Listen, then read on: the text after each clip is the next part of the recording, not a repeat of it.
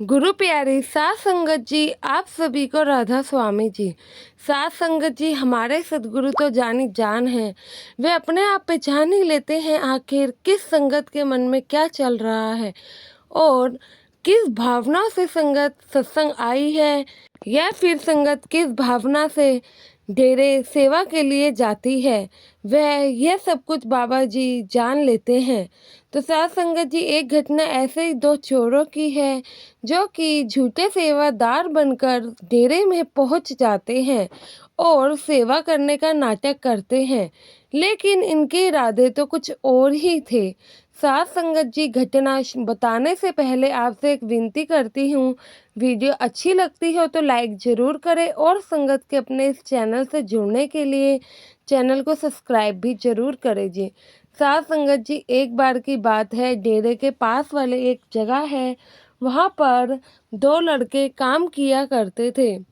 एक दिन उनकी नज़र बाबा जी की गाड़ी पर जाती है। बाबा जी उसी जगह से गुजर रहे थे। वह लोग क्या देखते हैं कि एक सरदार जी इतनी बड़ी गाड़ी से निकले हैं और उनके पीछे भी बड़ी बड़ी दो गाड़ियां लगी हुई हैं। ज़रूर यह बहुत अमीर आदमी होंगे। तो वह दोनों दोस्त आपस में बातें करने लगते हैं। कहते हैं, भाई हमें अब अगला शिकार इन्हें ही बनाना पड़ेगा।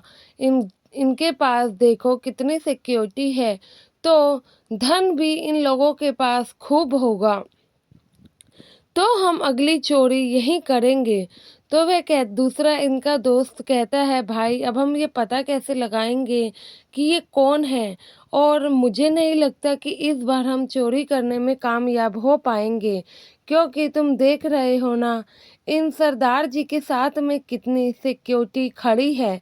तो वह दूसरा भाई कहता है कि कोई बात नहीं, हम तो इस काम में माहिर हैं। जब इन इतने लोगों को हमने पागल बनाया है तो ये क्या चीज़ है। दोनों दोस्त आपस में बातें कर रहे होते हैं। इतने में वह बाबा जी के बारे में सब कुछ पता लगाते हैं, तो उन्हें पता लगता है कि डेरे में बाबा जी रहते हैं। फिर वह आगे का प्लान बनाते हैं कि कैसे डेरे के अंदर घुसा जाए और बाबा जी के घर से चोरी की जाए, क्योंकि वे सत्संग और बाबा जी के बारे में ज़्यादा नहीं जानते थे।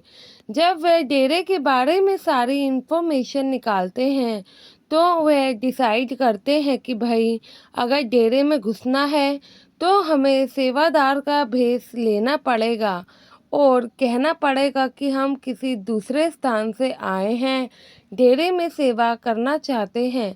यही कहकर हम वहाँ पर घुस सकते हैं और उन सरदार जी के करीब पहुंच सकते हैं।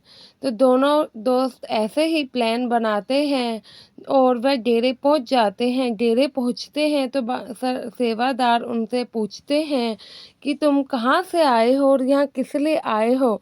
तो वह दोनों दोस्त बताते हैं कि हम हरियाणा से आए हैं, पास ही में काम करते थे। हमने बाबा जी के बारे में सुना तो हमने सेवा करने का डिसाइड किया, तो हम यहाँ पर सेवा करने चाहते हैं। आप हमें भी कोई छोटी मोटी सेवा दे दीजिए। वह लोग सेवादारों को पागल बनाने में एकदम कामयाब हो जाते हैं और सेवादार भाई भी इन लोगों को डेरे में सेवा दे देते हैं। जब डेरे में सेवा करने ये लोग पहुँचते हैं, थोड़ी देर तो ये सेवा करते हैं, या फिर यूँ कह लें कि सेवा करने का नाटक करते हैं। फिर ये लोग डिसाइड करते हैं कि भाई अब हमें बाबा जी तक पहुंचना है तो क्या करना पड़ेगा। तो दूसरा भाई कहता है कि अब बाबा जी तक पहुंचना है तो इनके बाबा जी की जो कोठी है वहाँ की सेवा हमें लेनी पड़ेगी, वरना ऐसे हम बाबा जी तक नहीं पहुंच सकते। तो वे दोनों जो दोस्त थे वह सेवादार को कहते हैं, क्या हमें बाबा जी की कोठी के यहाँ की सेवा मिल सकती है क्या। तो सेवादार भाई कहते हैं कि नहीं, वहाँ पे तो दो बड़े सेवादार पहले से ही अपनी सेवा दे रहे हैं, मैं आपको वहाँ पे सेवा नहीं दे सकता हूँ। मैं फिर भी कोशिश करूँगा कि आपको सेवा वहाँ पर मिल जाए। तो ये उस समय ठीक है कहकर वहाँ पर सेवा करने लगते हैं और जब इनकी सेवा ख़त्म हो जाती है तो यह कोठी के आसपास ही घूम रहे होते हैं और वहाँ पे एक जो सेवादार खड़े थे उनके पास जाते हैं और कहते हैं कि हमें बाबा जी से मिलना है। तो वह सेवादार भी इन्हें कहते हैं कि कौन है आप, क्या आप हरियाणा से आए हैं? तो फिर वह कहते हैं हाँ, आपको कैसे पता? तो वह कहते हैं कि बाबा जी ने कहा था कि 2 लोग आएंगे जो कि हरियाणा से आने वाले हैं, अगली सेवा उनकी लगेगी। तो यह सुनकर वह दोनों खुश हो जाते हैं, कहते मन ही मन कहते हैं इससे अच्छी क्या बात होगी, बाबा जी खुद ही हमें चोरी करने का मौका दे रहे हैं।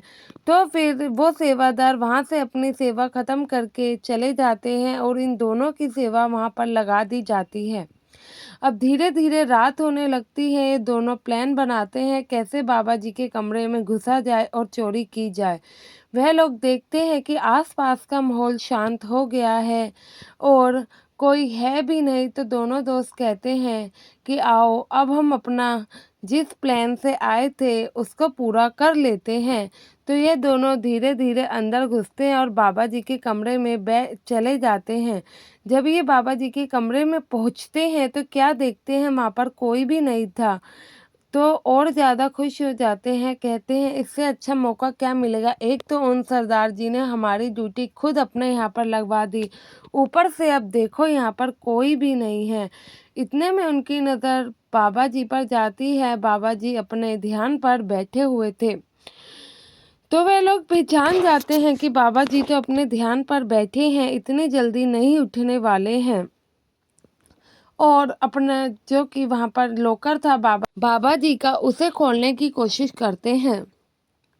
काफ़ी देर ट्राई करते हैं लेकिन लॉकर नहीं खुलता है। बहुत देर हो जाती है, अब सुबह चढ़ने को था, तो यह दोनों हार मानकर बाहर चले जाते हैं। जब ये बाहर जाते हैं इतने में दूसरा सेवादार इन्हें टकरा जाता है और पूछता है कि भाई तुम यहाँ क्या कर रहे हो? तो वह दोनों जो चोर थे वह कहते हैं कि हम बस बाबा जी के दर्शन करने गए थे।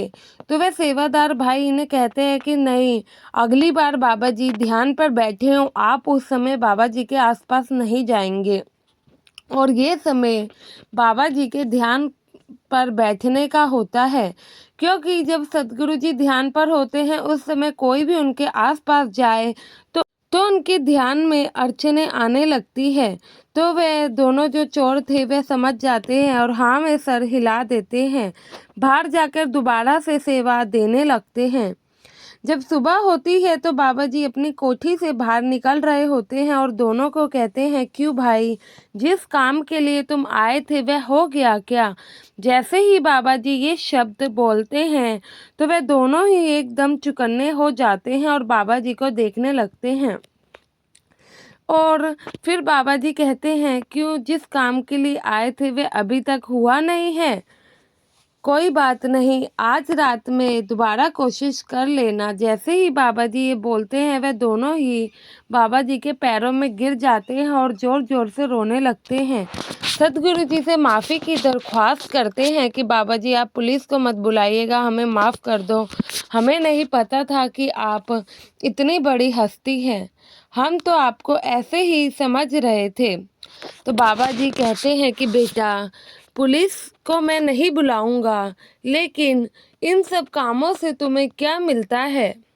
तो वे दोनों दोस्त बाबा जी से माफ़ी मांगते हैं, कहते हैं कि हम आगे से ये काम नहीं करेंगे, सब कुछ छोड़ देंगे, बस हम भी अपना ध्यान परमार्थ की ओर लगाएंगे।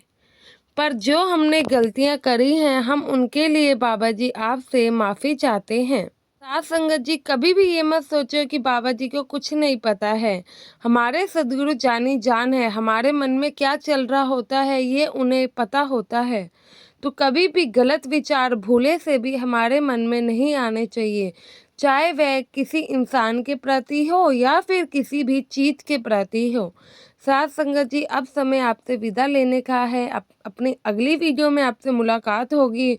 गुरु प्यारी साथ संगत जी, संगत के अपने इस चैनल से जुड़ने के लिए चैनल को सब्सक्राइब जरूर करें। गुरु प्यारी साथ संगत जी, आप सभी को राधा स्वामी जी।